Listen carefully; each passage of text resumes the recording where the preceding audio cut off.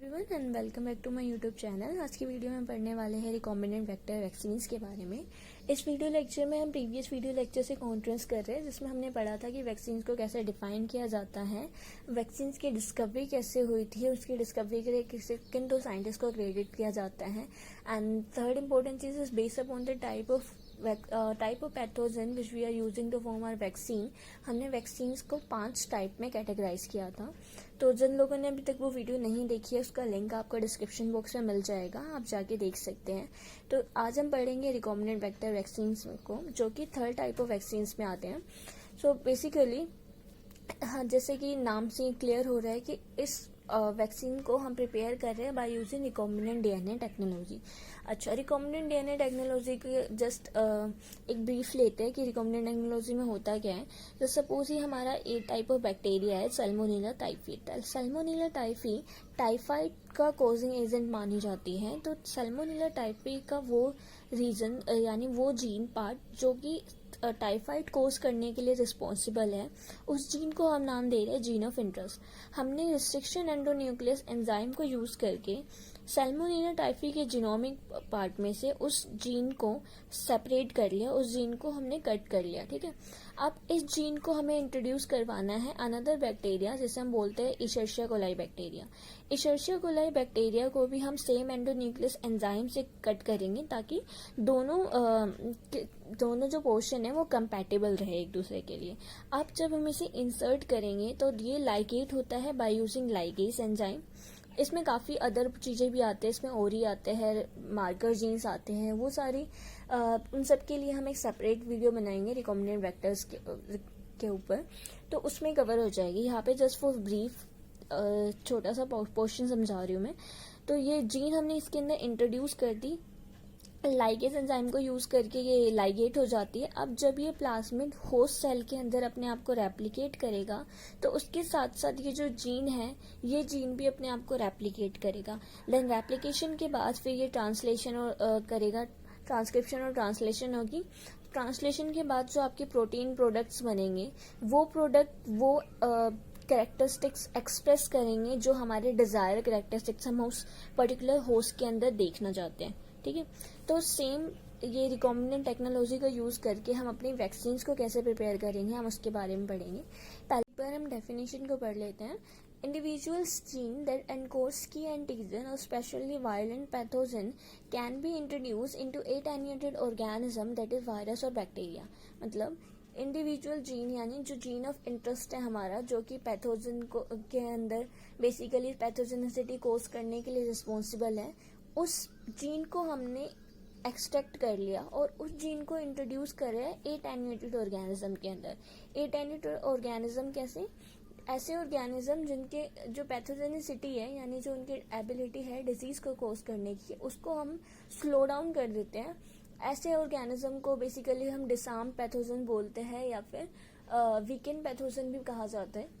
तो इस डिसार्म्ड ऑर्गेनिज्म के अंदर ये आपके वायरस या बैक्टीरिया कुछ भी ले सकते हैं, यहाँ पे उस डिसार्म्ड बैक्टीरिया के अंदर हम अपना ये जीन ऑफ इंटरेस्ट इंट्रोड्यूस कर रहे हैं।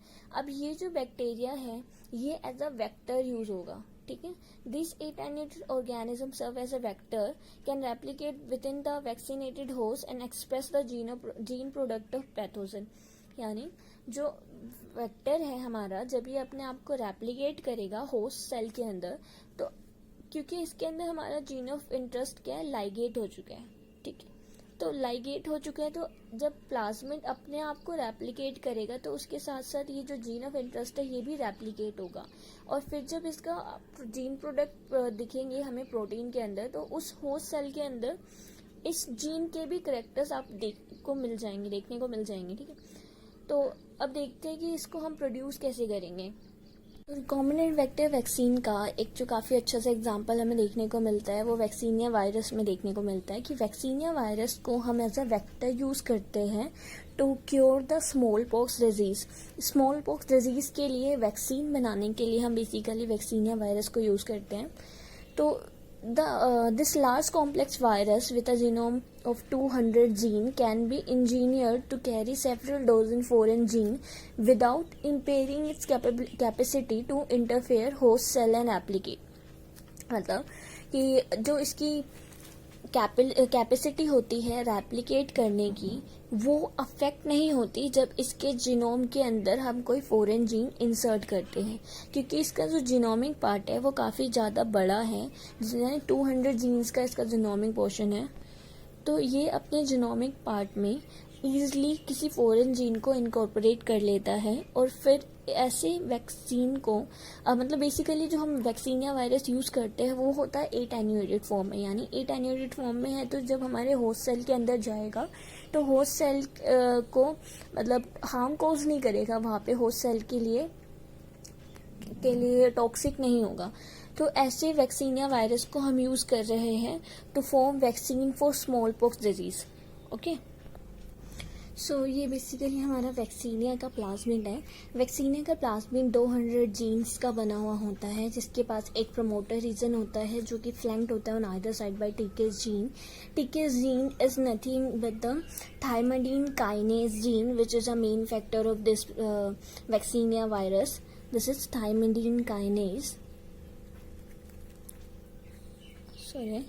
थाइमाडीन काइनेज। ये इस प्रोमोटर जीन के दोनों तरफ प्रेजेंट होता है। तो इस वैक्सीन प्लाज्मिड के अंदर हमें इंट्रोड्यूस करना है अपना जीन ऑफ इंटरेस्ट, जो कि हमने स्मॉल पॉक्स की जो कॉजिंग एजेंट है उससे एक्सट्रैक्ट किया है। तो ये है हमारा जीन ऑफ इंटरेस्ट, जो बेसिकली डीएनए है वो एनकोड करता है उस पर्टिकुलर एंटीजेनिक पार्ट को जो हम स्मॉल पॉक्स के पैथोजन से लेते हैं। तो इस डीएनए को हम इंट्रोड्यूस कर रहे हैं इस वैक्सीनिया के प्लाज्मिड के अंदर। तो प्लाज्मिड के अंदर बेसिकली हम पहले इसको कट करेंगे, वो सारे प्रोसेस मैंने अभी यहाँ पे कवर नहीं किए हैं। इसको हम कट करते हैं रिस्ट्रिक्शन एंडोन्यूक्लियस एंजाइम के थ्रू। रिस्ट्रिक्शन एंडोन्यूक्लियस यहाँ पे कट करेगा इस पोर्शन पे, प्रोमोटर की जस्ट एडजेसेंट पोर्शन पे यहाँ पे कट करेगा, और फिर उस पोर्शन पे हम बाय यूजिंग लाइगेज एंजाइम इसको लाइगेट करते हैं हमारे जो जीन ऑफ इंटरेस्ट है, यानी जो डीएनए है जो पैथोजेनिक पार्ट को एनकोड करता था स्मॉल पॉक्स के, उस पोर्शन को हमने यहाँ पे लाइगेट कर दिया। अब लाइगेट करने के बाद जैसे कि हमें पता है कि वायरसेस क्या है, जब होस्ट सेल के बाहर होते हैं तो वो लाइव नहीं होते, ठीक है, वो एज अ डेड होते हैं जब होस्ट सेल के बाहर होते हैं। होस्ट सेल के अंदर जाने के बाद ही वो लाइव होते हैं। तो ये जो हमारा प्लाज्मिड है, ये प्लाज्मिड कैसा हुआ आपका? अब ये प्लाज्मिड हो गया हमारा रिकॉम्बिनेंट प्लाज्मिड, क्योंकि इसके अंदर हमने इंट्रोड्यूस कर दिया अपने जीन ऑफ इंटरेस्ट। तो ये प्लाज्मिड बन गया हमारा रिकॉम्बिनेंट प्लाज्मिड। अब इस रिकॉम्बिनेंट प्लाज्मिड को ये वायरस से हमने एक्सट्रैक्ट कर लिया था प्लाज्मिड, तो अब इस प्लाज्मिड को हमें वापस वायरस के अंदर इंट्रोड्यूस करना है। तो हम एक टिश्यू कल्चर कंडीशन लेते हैं, टिश्यू कल्चर सेल्स लेते हैं, उस सेल के अंदर हम ये अपना रिकॉम्बिनेंट प्लाज्मिड डाल रहे हैं और दूसरा एक नॉर्मल वैक्सीनिया वायरस ले रहे हैं, ठीक है। ये है नॉर्मल वैक्सीनिया वायरस। इस नॉर्मल वैक्सीनिया वायरस के अंदर जो है ये हमारा रिकॉम्बिनेंट प्लाज्मिड है, ये इसका ट्रांसफेक्शन होगा। उसके बाद जो हमारा होमोलोगस रिकॉम्बिनेंट बनेगा, मतलब कि जैसे कि ये हमारा रिकॉम्बिनेंट प्लाज्मिड का पोर्शन है और ये है हमारा नॉर्मल सेल का पोर्शन, नॉर्मल वैक्सीनिया वायरस का पोर्शन। तो जब हमारा रिकॉम्बिनेंट पोर्शन है, रिकॉम्बिनेंट पोर्शन में हमारे प्रोमोटर जीन के जस्ट एडजेसेंट क्या है, ये जीन ऑफ इंटरेस्ट, ठीक है। ये जीन ऑफ इंटरेस्ट मतलब इसमें ये जीन ऑफ इंटरेस्ट क्या है, ये हमारे नॉर्मल सेल के अंदर एब्सेंट होता है। तो हमें इस पोर्शन को ट्रांसफ़र करना है to the normal vaccinia virus genome. ये प्रोमोटर के दोनों तरफ है हमारे ये थाइमाडीन काइनेज जीन यानी टीके जीन्स। इस साइड भी आपके प्रोमोटर के दोनों तरफ टीके जीन है। तो ये जो पोर्शन है रिकॉम्बिनेंट जीन वाला पोर्शन, यानी जो जीन ऑफ इंटरेस्ट वाला पोर्शन, ये पोर्शन हमें इस जीनोम में इंट्रोड्यूस करना है। तो यहाँ पे थाइमाडीन, ये जो टीके जीन्स है, यहाँ पे एंजाइम कट करेगा और ये वाला जो पोर्शन है इसका होमोलोगस रिकॉम्बिनेशन होगा, ठीक है। बेसिकली ये वाला पोर्शन जो है जिसमें हमारा जीन ऑफ इंटरेस्ट है, इस पोर्शन का होमोलोगस रिकॉम्बिनेशन होता है हमारे नॉर्मल वैक्सीनिया वायरस के अंदर। अब जो वायरस बनेगा वो कैसा होगा, होमोलोगस रिकॉम्बिनेंट वायरस। तो उस वायरस का सिलेक्शन कैसे हो, यानी ये बन तो गया लेकिन सारे वायरस के अंदर हमारे ये रिकॉम्बिनेंट प्लाज्मिड ट्रांसफर हुआ है या नहीं, उसको चेक कैसे करें। तो उसके लिए सिलेक्शन होता है BRDU सिलेक्शन। BRDU सिलेक्शन के फुल फॉर्म है BRDU यानी ब्रोमो डिऑक्सीयूरिडीन। ब्रोमो डिऑक्सीयूरिडीन सेलेक्ट किस बेसिस पे करता है कि जब हम इस रिकॉम्बिनेंट वाले पोर्शन को ट्रांसफ़र कर देते हैं नॉर्मल वैक्सीनिया वायरस के अंदर, जो ये जो टीके पोर्शन होता है यानी थायमिडिन जीन वाले पोर्शन होते हैं, ये इनएक्टिवेट हो जाते हैं। यानी ये सेल्स कैसे होंगे, आपके टीके नेगेटिव हो जाएंगे। वो सारे वैक्सीनिया वायरस जिनके अंदर हमारे रिकॉम्बिनेंट जो जीन है यानी जो जीन ऑफ इंटरेस्ट है वो ट्रांसफ़र हो गई है, वो सारे सेल्स होंगे आपके टीके नेगेटिव। तो ब्रोमो डिऑक्सीयूरिडीन क्या करता है, जितने भी टीके पॉजिटिव सेल्स होते हैं यानी वो सारे सेल्स जिनके अंदर जीन ऑफ इंटरेस्ट क्या है ट्रांसफ़र नहीं हुए हैं, उन सेल्स को किल करने का काम करता है।